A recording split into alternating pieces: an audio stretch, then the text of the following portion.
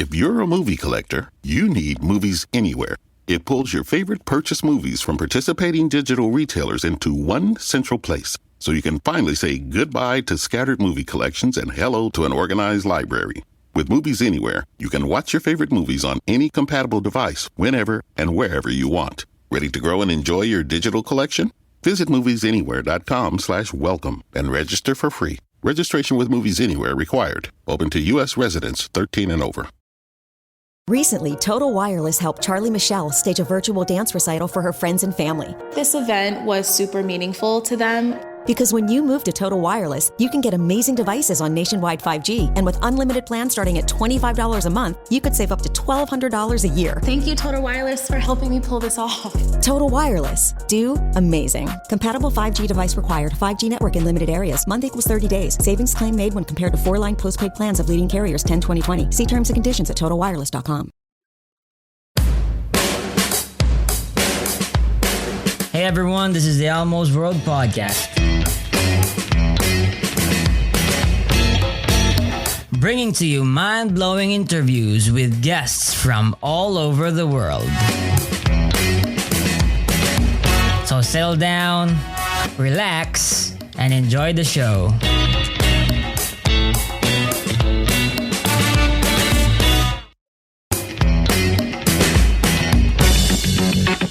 Oh yeah, by the way, if you like the podcast, please support Elmo's World Podcast on Patreon. Your support is what helps the podcast improve more and more.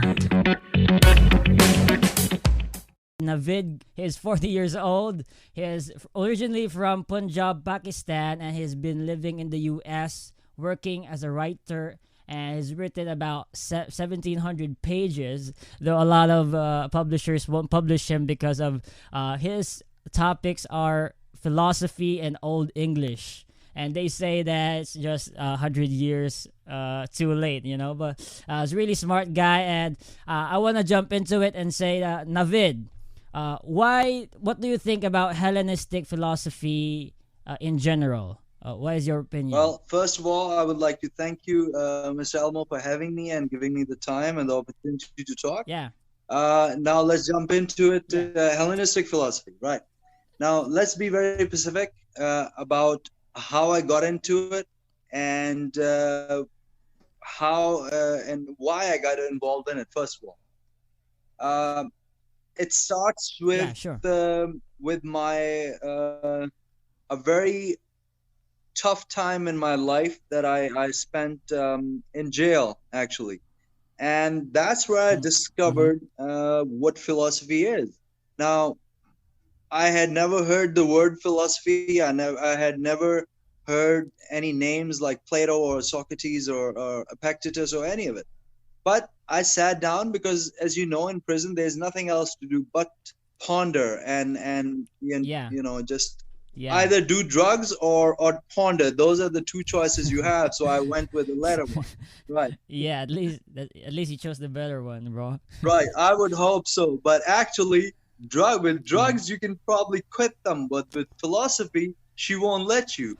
Now, let's go with Socrates and them. Now, the first books I picked up, they were about who the philosophers are, the great, Plato and Socrates and them. And then the first thing that I read was the dissertation or rather the dialogue that Plato recorded that Socrates had in the courtroom as his last, you know what I'm talking about, right? When he was facing trial. Right.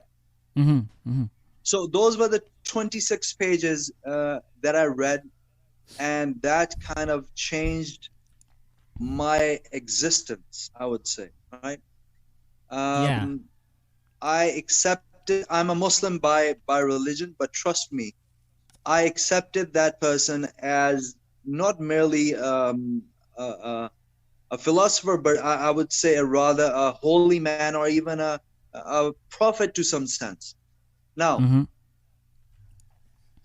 what inspired me or what led me to accept them as my mentors, the great names of Hellenistic philosophy, or the great pillars of Hellenistic philosophy, is that they were not governed by any religion, right? The Mm-hmm. religions that we understand now, the great trinity, I would say, Judaism, Yeah. Islam, and Christianity, they didn't really Mm-hmm. exist at that moment. Now, Yeah. these guys were beckoned somehow, right? Something tugged on their strings inside of them, and they listened. They wanted to follow. They wanted to know what that is, and they Mm-hmm. discovered things that I think laid the platform or laid the groundwork for what led to these great three religions. One rule being that there has to be one God, there has to be one entity that governs everything. There cannot be multiple gods. So that Mm-hmm. was one thing that kind of hit something in my mind, that okay, these guys are thinkers for one, and they're brave men. Um, Mm-hmm. it um, it it really felt like when when Socrates takes poison in the end, right? Um, Yeah. that was like losing my own father, even though that man had died 2,000 years ago. But Mm-hmm. after reading 25 pages of his dialogue back and forth in the courtroom with the judge and the prosecution and everything else, Mm-hmm. it was just marvelous. It was beyond belief that a person at that time had the courage. In his age, he was like 80 years old, I think, to Mm-hmm. stand up to a culture and a religion and everything else on the basis of what he believed. Mm-hmm. Now, and my own Muslim community would, I think, not be very happy with me saying this. But I always, from that point on, I thought of philosophy as something very real and something very alive. I would Mm-hmm. not hesitate using the word goddess in a sense, because things that Mm-hmm. happened to me over time were very dramatic, right, to say the least. I'll give you an example. I hope I'm not Yeah, you getting off keep topic talking, here. bro. Hmm. Keep talking. Keep talking, keep smoking cigarettes. That's life. Now,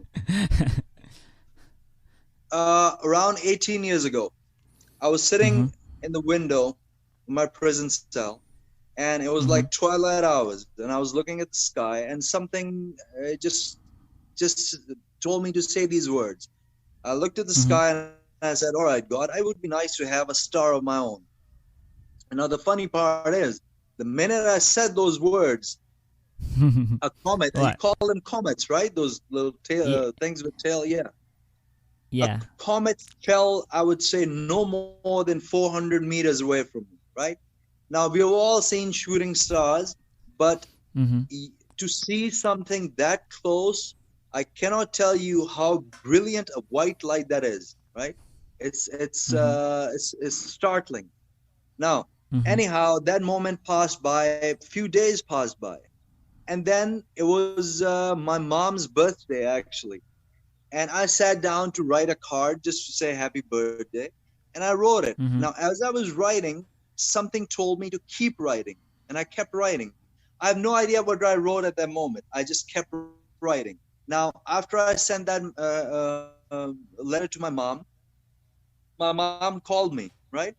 And she asked me, how did I write it? I said, well, I just wrote it. She said, no, you stole it from somewhere. You copied it from some other author. Where did you copy it from? I said, no, I swear I wrote it. She said, no, it's not possible. All right. So anyhow, Yeah. that that day passed by, and then it was my brother's birthday, I think, a few days later, and the same thing happened again. And again, now this time my mom paid attention. She said, okay, how did you Mm-hmm. write it? Tell me exactly. I said, I don't know. I just saw the star fall down, and then something told me to write, and I kept writing. She said, okay, now from now on, I want you to listen to what this voice tells you to write, and write when it tells you to write. I said, all right, fine. Within a day or so after that, around 3 o'clock at night, exactly Mm-hmm. 3 o'clock at night, something would wake me up. something not physical, not a spirit, not a ghost, but something very deep inside my mind would tell me to wake up. I would wake up and I would write incessantly. I would have no control on my hand. Trust me, that went on for 7 years. I wrote like that for 7 years every night. Cool. Now, some other time I'll share some of those things. And me, I was not a very brilliant kid growing up. I wasn't. I was used to run away from school when I was in grade 6, and I would run away to a graveyard near my school, right? And that's where I would spend all my hours looking at the graves and just enjoying the peace in that place. So, give me an example. I'm not very educated, right? My academic background is only, what do you call it? High school. That's it. I barely passed my high school. Now, going back to my philosophy thing. Prison is a very harsh place. You can't fight everyone. You can't complain about everyone. You have to find inner strength or perish. So I'm not the kind who perishes so easily. I have to fight. So these guys gave me the strength to fight. Then moving on to my next mentor, which is Epictetus. Epictetus, as you know, was a slave.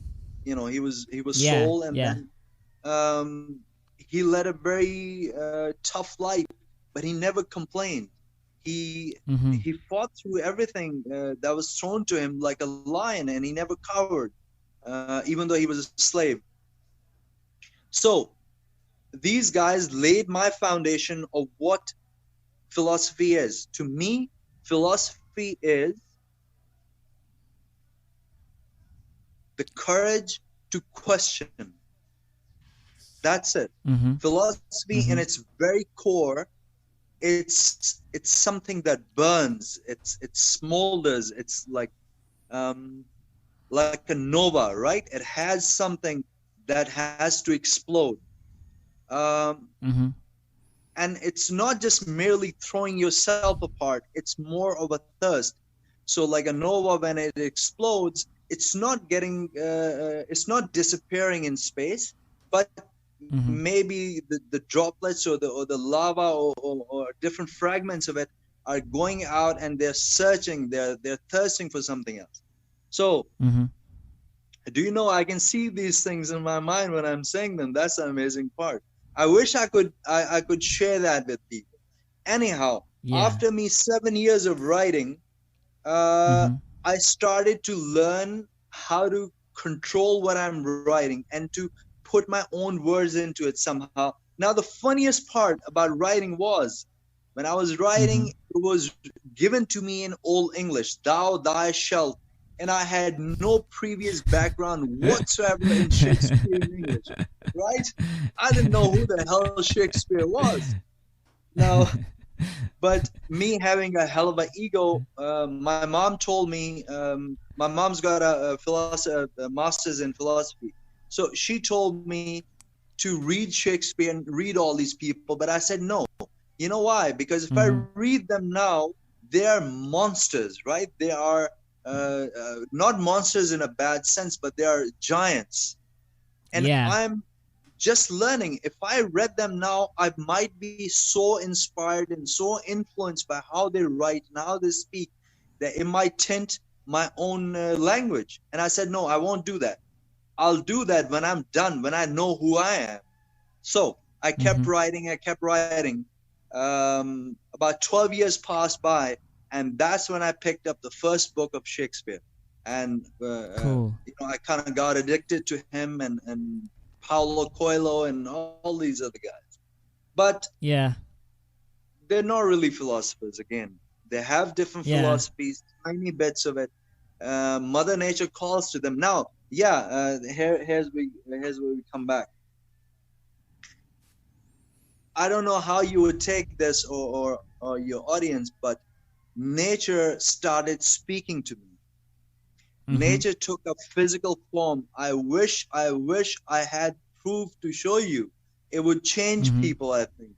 And that's where Are you sure it wasn't drugs that you took, not philosophy? Right. She took a form, right? she would whisper. Now, she Mm-hmm. wouldn't whisper like a human being would, or a supermodel whispering in her mind. It wasn't like that. It would be Mm-hmm. like the sound of the wind, or a bird chirping or whistling, but not any bird. A certain bird at a certain time, or a certain gust of wind would tell me, okay, Mm-hmm. listen to me. And that's where Mm-hmm. I knew how to meditate, and how to just lower my own, frequency, and just be humble enough to listen and let that voice sink in. The voice without Mm-hmm. word. She Mm-hmm. doesn't have words, but she knows all. Mm-hmm. Um, and I couldn't distinguish to this day whether she's a part of God, or is it something completely else. But I think it's something in between those things. Um, Mm-hmm. I'm gonna bleed my philosophy conversation into religion a tad bit, because um, to me, I didn't find God growing up going to a mosque or reading Quran, or um, listening to Muslim preachers. I found God through philosophy. I Mm-hmm. found my religion through the words and sacrifices of people like Socrates. That's where I Mm-hmm. found God. Now, I might call him Allah, you might call him Jesus Christ, or Jehovah, or something else. But that's how I find my God. And I hesitate calling him Allah all the time, or calling him Mother Nature or something else, because he's way more than all that. He's way more than mere shackles of words and titles. Um, Let me light up a cigarette. That gets me closer to God every time. Yeah, so Um, I wanna say something. Yeah. So I've noticed that you've had a lot of epiphanies in your life, and right, it's the way that you humble yourself and get lessons, get life wisdom from different writers, different philosophers, and you sort of, in a way, look at it in a holistic pattern, by which some people these days would call like a gnostic. You see right. truth in all religions, in all uh, sorts of philosophers, and all sorts of beliefs, and you find truth everywhere. Yeah, and but I have That's right. a question to ask you is, uh, Socrates was a very logical person. He Sure. followed logic, and so that's why Aristotle had planned out what logic is, like for either or and all of that. And do you ever reduce your beliefs into a rational belief system where everything makes sense? For example, if you have an idea of what God is, does that resonate, or does that validate all of your other beliefs? For example, if you believe in science, do you also believe in God? If you believe in the afterlife, then do you believe also in a monist, or a monist perspective of humanity and its biology and all of that? Do you use logic when determining what your belief system is? All right. Now, here's how I would simplify this.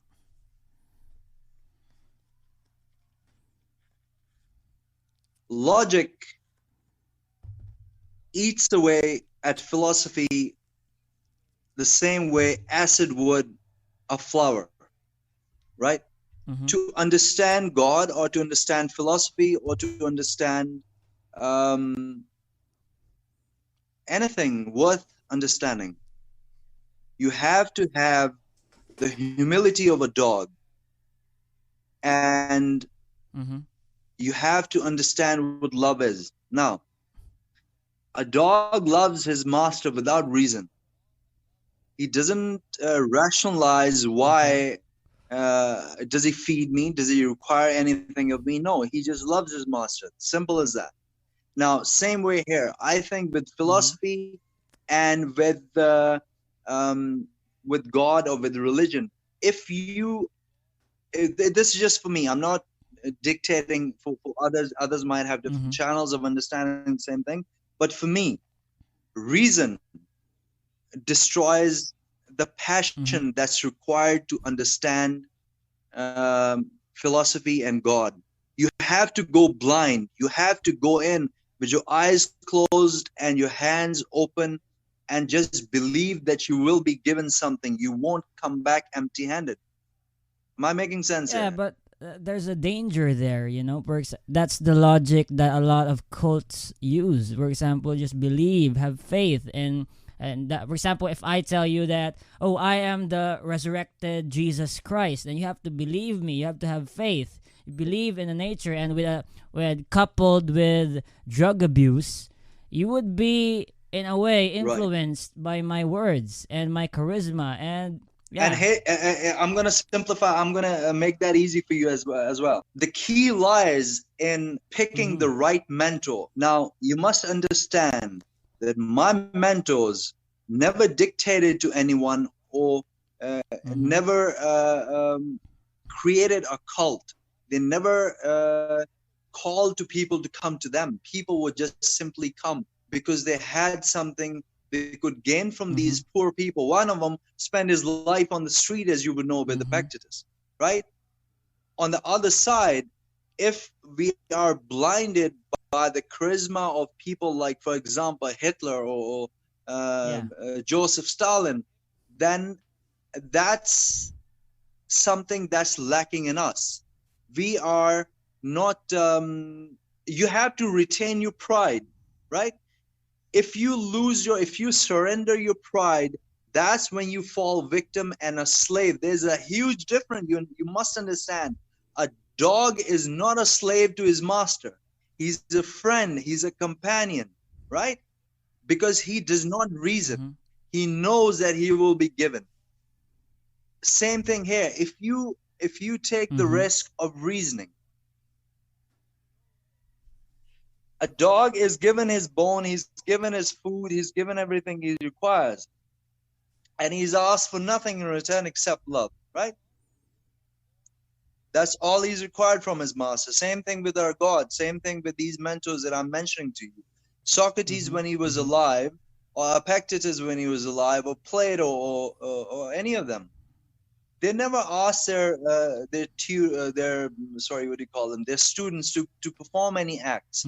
So I think not necessarily rationality, but a bit of common sense would take a person a long way in realizing what a mentor and what a corrupt user is. I think understanding that difference, that's where the key lies. Yeah, but it's not that I'm saying that your mentors are cult leaders or whatnot, but I'm saying that the danger is that you view your master as someone who is knowledgeable, who is wise, but if you don't use logic to try to defeat your master in a rational way, you would have no tools to see through any deception, to see through any lies.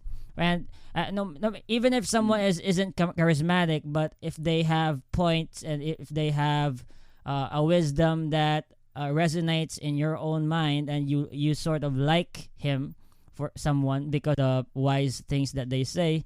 But the best tool is to be, yes, you say common sense, but also to be logical, right? Does this guy make sense? Does everything he say, does he contradict himself? Does he have double standards? Because it's an important instrument, logic, if you want to be truly a wise person, you know? And being a wise person, you have to be a good judge of but it's not just the character, just what your mentor believes. For example, yes, Socrates, Epictetus, they were smart guys, but they were limited by the knowledge and the technology of their time, and whatever they believed in the past, it would not it would be obsolete in our time, in the modern times. And it's also, and that speaks a lot even for modern philosophers right now, and we have to reduce them to a logical perspective, because yeah, we philosophy is reasoning, and Socrates uses the Socratic method,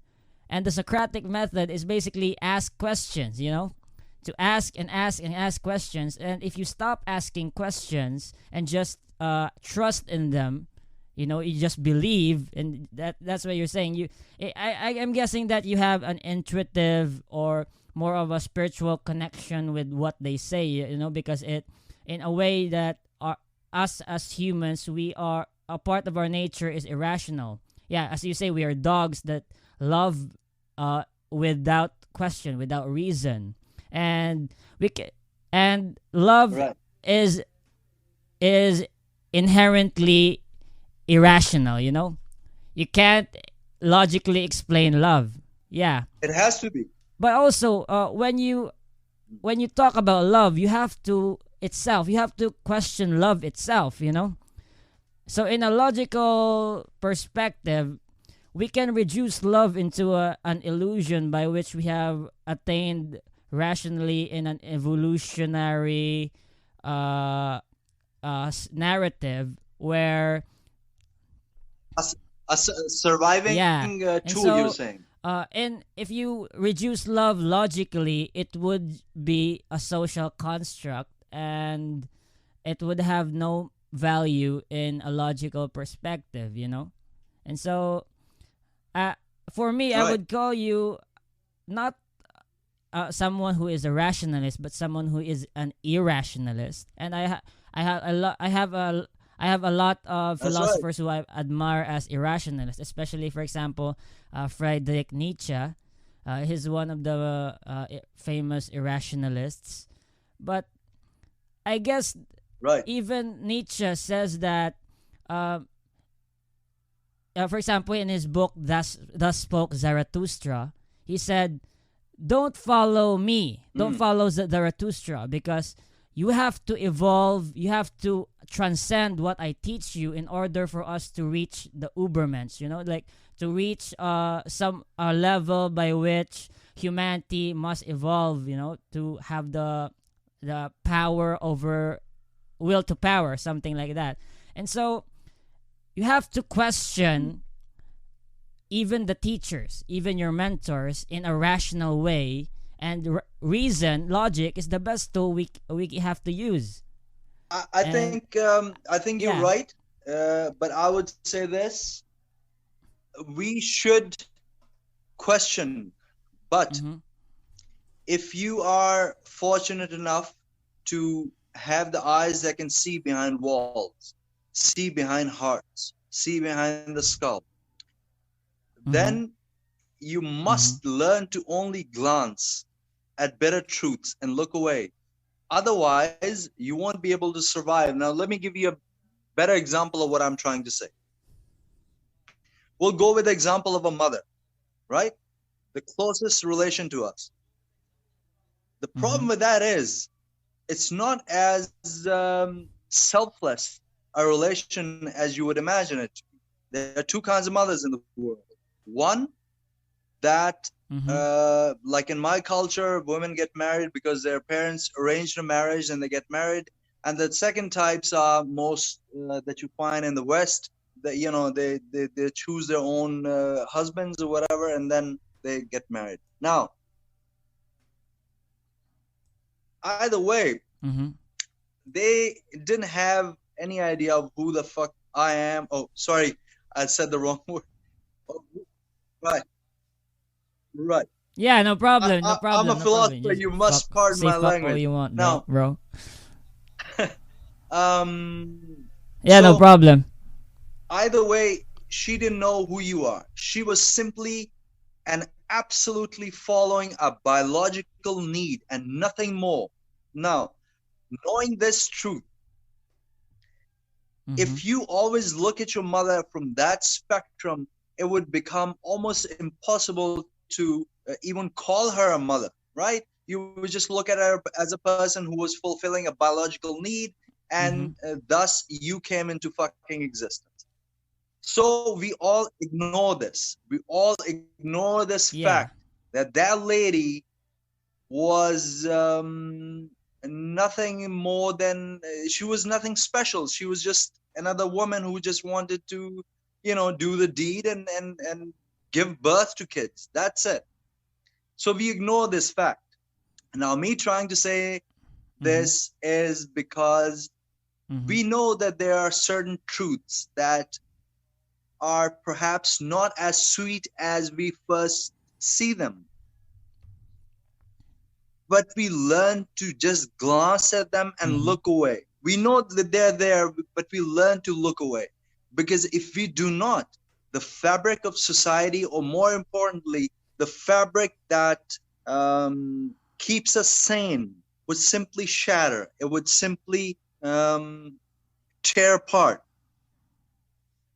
Now, going back to the topic of how to pick Mm-hmm. a mentor or not be persuaded by the wrong person, my own philosophy on that is this: you, me, anyone else on earth is given a compass inside of us. We all have this compass. Some realize it, some don't realize it. But if you sit alone on the grass with your feet bare and your hands and Mm-hmm. your mind, and you just sit alone for hours, for days, for weeks, for months, whatever amount of time it takes, till you can hear the heartbeat of the earth, you must hear it. You must feel it in your body.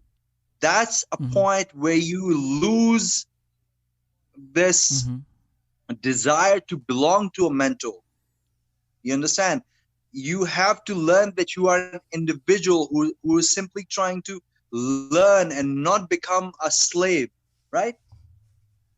If you don't learn this simple fact that you are an independent soul, you are an independent spirit, that's when you fall victim to entities. Mm-hmm. uh, you know it might be even Frederick. If you don't know who you are, Frederick is a very dangerous philosopher to read and to study. um, you might as well read Mein Kampf, and that'll be inspiring to some people as well. So the point is, you must learn who you are on your own terms.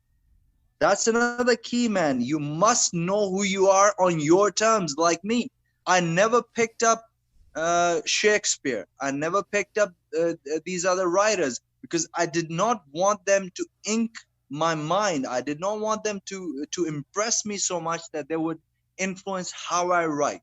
I wanted to know who I was. Um, I hope that answers your question to some Mm-hmm. point. Yeah, but I have to raise. I think there's a big flaw in what you have just said because, for example, you say that there's a necessity to believe in the irrational love in order to stay sane, to hold the fabric of society, but that's just another way of explaining that there is a need to be irrational because it's necessary.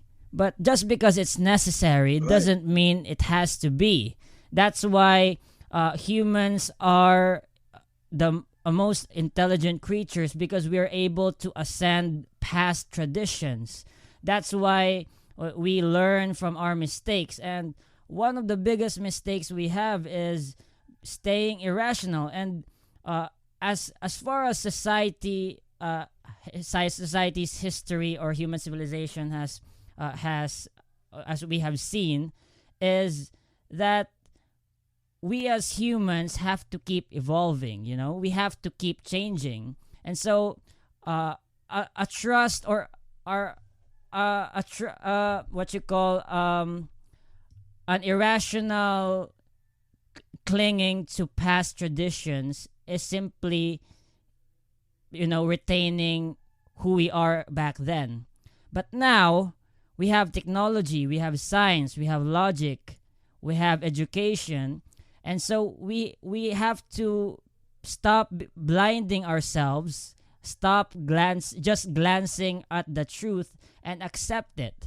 That's why there's a lot of nihilism, a growing nihilist perspective in the world, because a lot of people are waking up to the meaninglessness of life, to the rational perspective by which we are simply accidents. There's no meaning to life, and that's the most logical perspective. And if it's only the necessity to hold society together, then let's just break society and form into a better individual, better human beings who don't need love. We don't need justice. We don't need these made up terms, made up words like truth, like goodness. We have to transcend that and become beings who don't need all that stuff and just grow. Wake up to the facts, and yeah, what you're saying is good, that we have to be irrational. We have to stay sane. But if we keep doing that, how will we evolve? How will we change into becoming someone who doesn't need to stay sane? Right. All right. Now, you know what a Corvette is, right? Chevrolet Corvette, a sports car, right? All right. I had that, right? It was my favorite car. I saved every bit to buy it. But once I bought it, I wasn't happy enough. I wanted more horsepower. I wanted more out of the car. So I started putting money in, bigger exhausts, this, that, other, everything else. Everything you can imagine. But there came a point beyond which if I pushed my car, it would simply blow up. It would simply lose everything it had gained, everything it had evolved into, from a normal street car to a drag racer.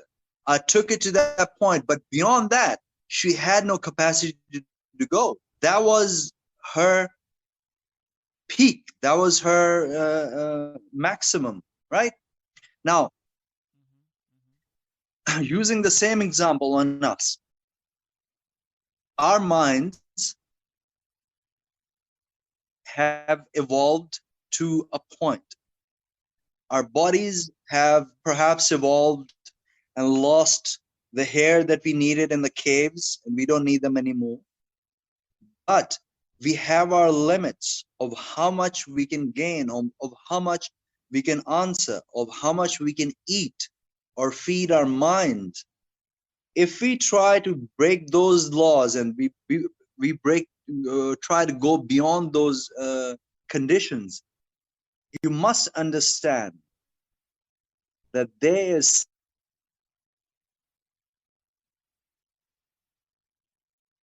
and that someone has a balance to keep. Now, we are special. Yes, we are humans. We are special, no doubt. But keep in mind, my friend, keep in mind, T-Rex was special too. 430 odd some million years ago. He probably thought the same thing, that I'm it. I'm the chosen one. I get to eat anything I want. Nobody can beat me. I can sleep wherever I want. But ultimately, what happened? He lost. God. I won't use the word God, right? Because I'm sure you have listeners who are not necessarily, Muslims or Christians. So I won't use the word God. I will say an entity, right? An almighty being. Then you move on to, for example, the Ice Age. You had creatures then. You had, saber-tooth and all these other guys, the big elephants with a hair. I'm sure if you, had an interview with them, they would tell you, yeah, we're it. We're on top of the food chain and we're the chosen ones. No one is chosen except the one who chooses. You must understand that, what I said. We are chosen for now, but we have our limits. The one who chooses doesn't have limits. Once he gets bored with us, you might want to call it bored, you might want to call it he sends us somewhere else. We are simply eliminated.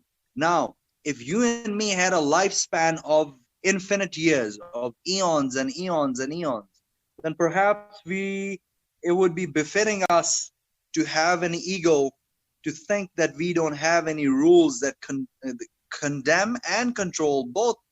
You know, we must know our limitations. We have reached a point in our evolution, I would say, that we have started to de-evolve now, right? You look at the crimes now, not the crime rate, but the crimes, the severity of the crimes that did not exist even 1,000 years ago, or even merely 200-300 years ago. We are de-evolving.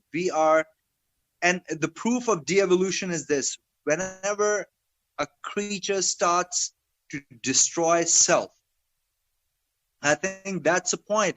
That's when he needs to stop and think that there's something wrong with the way we are moving forward. Perhaps this is not evolution at all. Perhaps we have lost track of what evolution was and what it was supposed to be. Evolution, my dear friend, was never a tool given to us. It's an instrument that's held in the hands of someone far beyond our control. If that was not it, we would have the power to bring everything back to life that is gone, or give life to something that doesn't exist.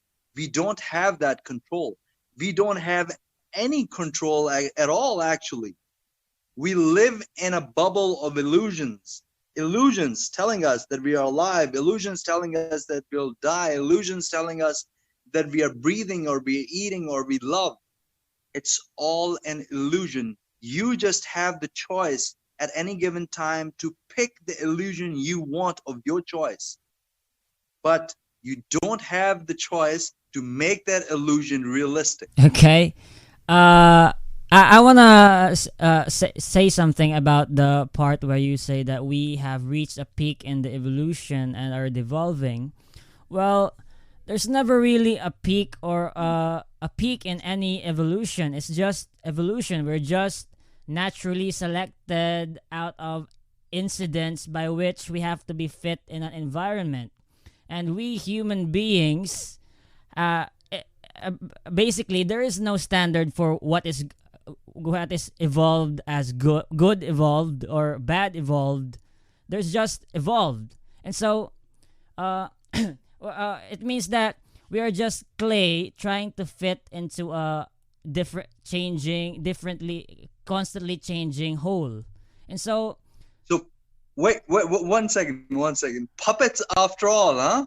Yeah, we're just clay constantly trying to fit inside a hole by which the environment provides for us. And so we human beings, well, I'm not saying that we should evolve, but just we should wake up, because there is no devolving, or there is no evolving. There is just us waking up and popping the bubble of illusion and of illusions, and popping it, and just being us. And we are logical creatures at the most. That's why we have technology. That's why we have education. We have a justice system. We have society.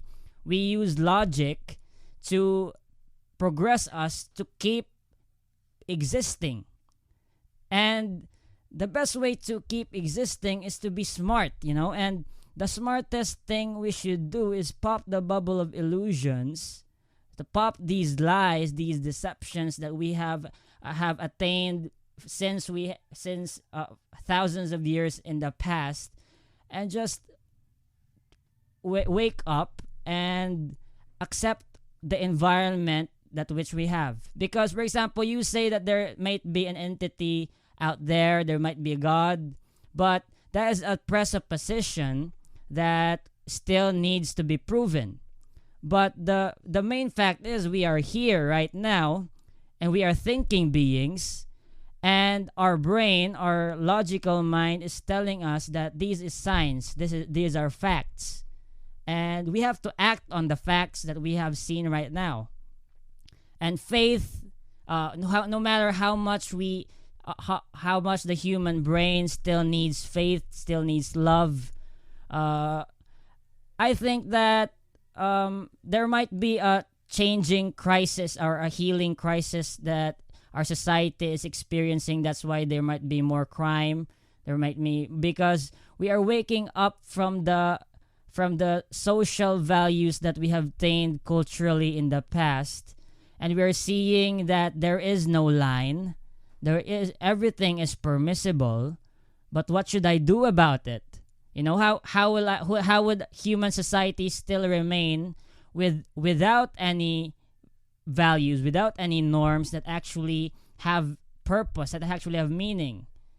And that's why there's a rise in existentialism, absurdism, where we wake up and we make our own meanings out of the meaninglessness, out of the absurdity, And the moment we pop the bubbles, the lies, that's where I guess that we can think clearer, For example, religion. I'm actually a religious person, out of willingness, but Right. I know that a lot of religious people still believe in a flat Earth. They still believe in stupid facts, lies. They still believe in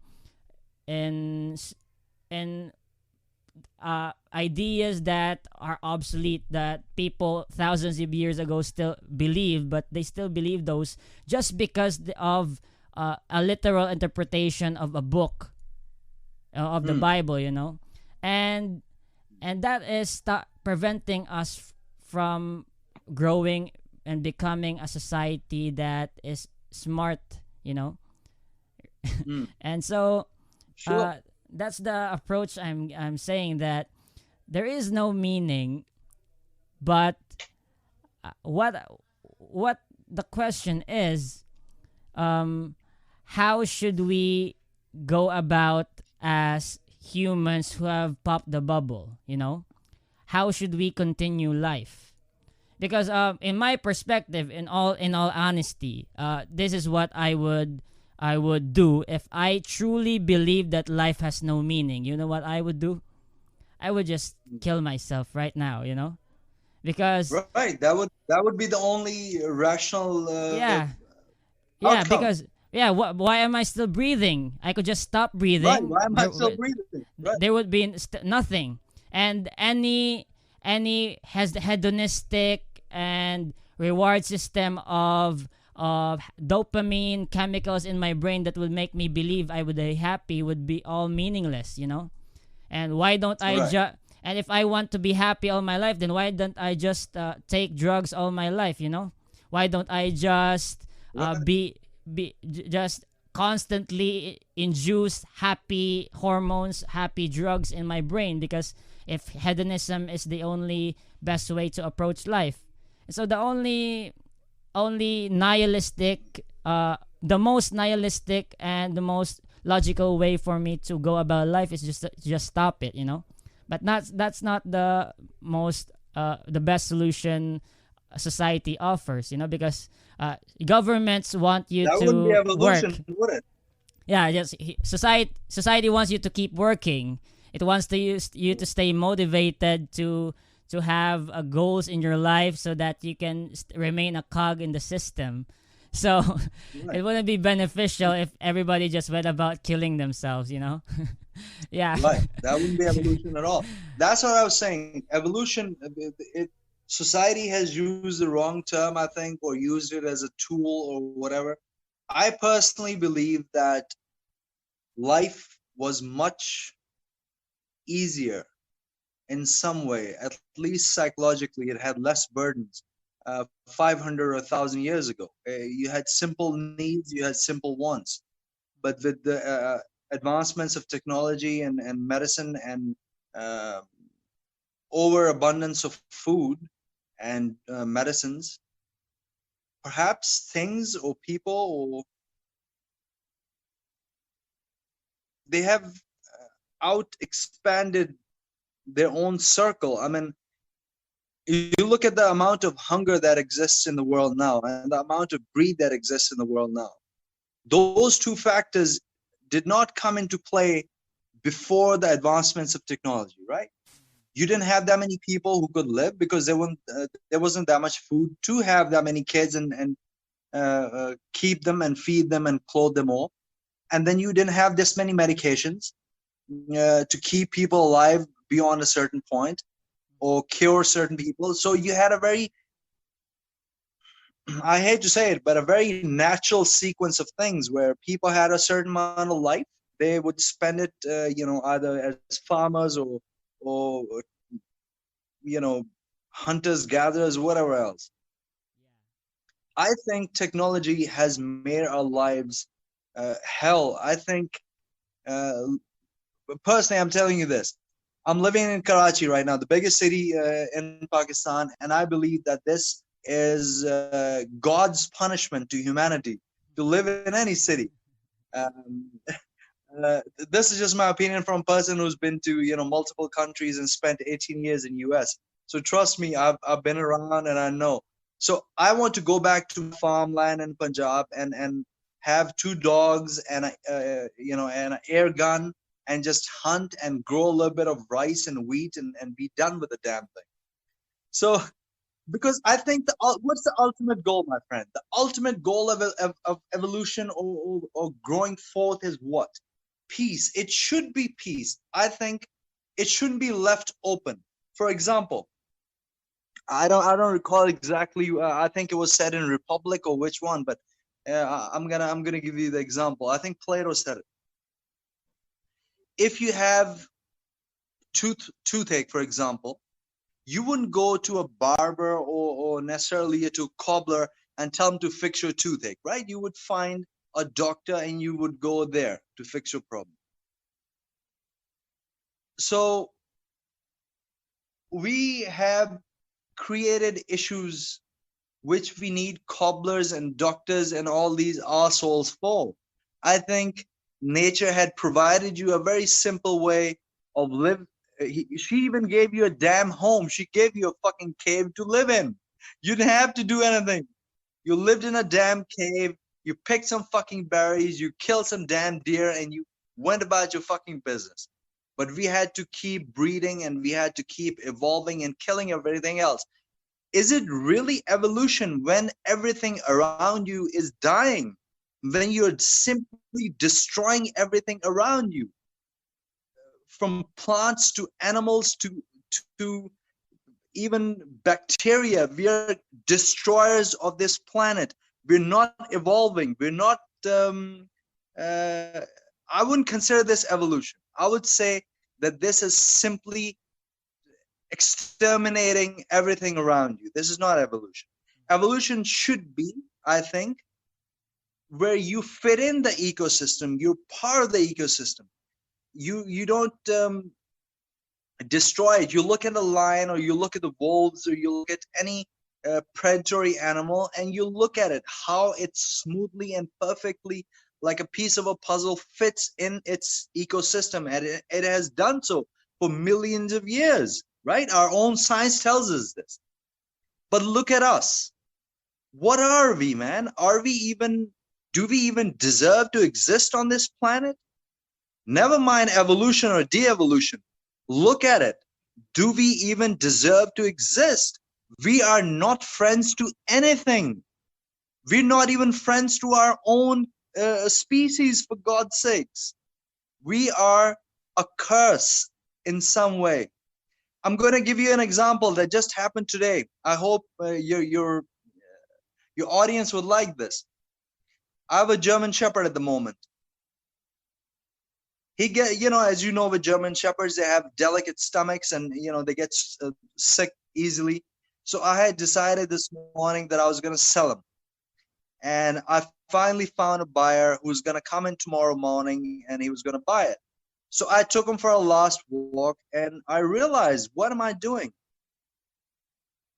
What am I? I consider myself a student of philosophy. I consider myself as a partially decent person, not completely, but partially. So what am I doing? I'm selling my best friend who would give his life in a heartbeat for me without asking why. He would simply give his life for me if danger came or some other problem came. And I'm going to sell him because he's a picky eater, or he gets sick, or he feels the heat of this damn city or whatever else. Here's another friend. Say hello to him. Here, baby. Here. That's a little kitten. Achha. So I had to come to this conclusion that I myself, before anyone else on the planet, I'm not a good creation. I'm not a good person. As much as I would like to lie to myself, I'm not a good person. No matter how much of a problem I would have been in, my dog would have never considered selling me or turning me in for another owner, right? So before going forward and looking at our technology and our evolution as a plus, we must realize that we are cursed. Some part of our inside is broken. We are heartless, and we are becoming more and more and more heartless as the years and our technology and our advancements go by. The world is filled with knowledge, but not wisdom. Anybody can pick up a book and he can tell you how fucking far the sun is from Earth and how many fucking minutes it takes the light to get to our fucking asses. We don't need that bullshit. What the fuck is that knowledge for? When it's not helping you, it's not. Evolution should be peace. Mm-hmm. Do we have peace? We don't have peace. If you're questioning something to a point that it can push you to a point of self-destruction and suicide or genocide. For a person like me, I'm not suicidal, I'm more homicidal. So for me, it would be the path that perhaps Hitler was taking or Genghis Khan was taking, just a path of absolute destruction. But is that really it? Is there a sense of peace in it? There isn't. Should peace be our goal, or should evolution and technology? I think that's where I'm going to sum up my rant. Yeah. So you said it, bro. So that's like an hour now of talking, and thank you so much for being a guest here and giving us your perspective of the world. Okay, man. So thank you. Yeah, I hope you guest next time. Inshallah. Thank you. And I would like to thank you, audience, who took the time to listen to this old fool. And thank you so much for giving me the opportunity. And God bless you. And may God open your hearts and minds and bring you peace rather than evolution and technology. Thank you. We are ending in 1, 2, and... So that's the end of it. Thanks for tuning in, guys. This is your host, Elmo Ador Jr. And thank you for listening in. And please subscribe. Please follow us on Facebook. Please follow this. Please. Thanks.